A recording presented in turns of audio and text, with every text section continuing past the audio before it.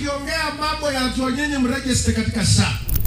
Mimi juzi nimeangalia mambo ya SHA, nikasema ilikuwa the biggest scam in this country.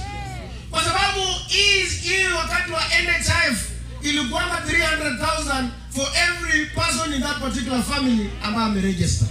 Lakini sasa hii waliturudisha hiyo pesa yote at one family inatumia only 300,000. For the last 4 weeks hakuna SHA system yote imekuwa paralyzed. For the first time since independence, hospitals ambazo zimekuwa in operation for the last 137 years, they have collapsed under the management ya SHA.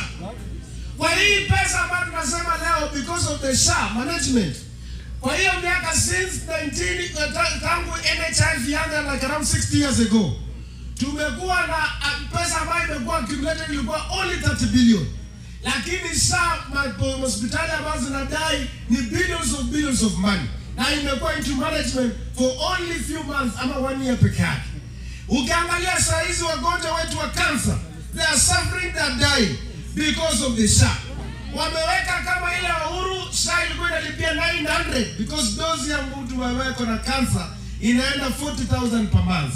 Lakini wametoa from 900 wameleta to 300,000. Na hata kupata hiyo daktari wameleta ati kwamba ulete uweke kidole hapa. Umeona wametoa huko mtu mgonjwa wa cancer na kadaipa waende weke kidole badala hata ile ilikuwa OTP ya kumprove. So these people they don't have a plan. Na mimi nataka kuambia wala ku address mambo ya SHA, aambie watu ile problem ambazo ziko katika SHA. Na hiyo ndio tunamwambia mambo yake Mheshimiwa Seth ambaye is a professional katika mambo ya medical. Akuje pia tu raise hizo maneno katika kule bunge. Yes. Mwisho pia nataka nimueleze saa hii for the first walimu wameenda 45 days wamekuwa katika strike lecturers.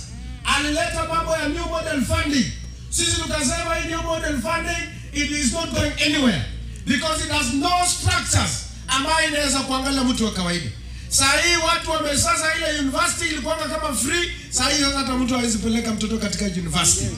Walikuwa wanasema tu wana collect 84 billion. Na kama wana collect from 44 billion, na mbona universities zimeshindwa kulipa the lecturers for the last 45 days? Saa hii as you speak, Mheshimiwa Senator Alwali, nataka pia mumsikize hii maneno. Ukiangalia saa hii, Rais wa Kenya anataka yeye peke yake ndiye anaonekana anafanya kazi. Government cannot be managed like that way because he has paralyzed everything in this country through an animal called mambo ya EGP. Hii magavana hao wote ameogopesha magavana wote. They cannot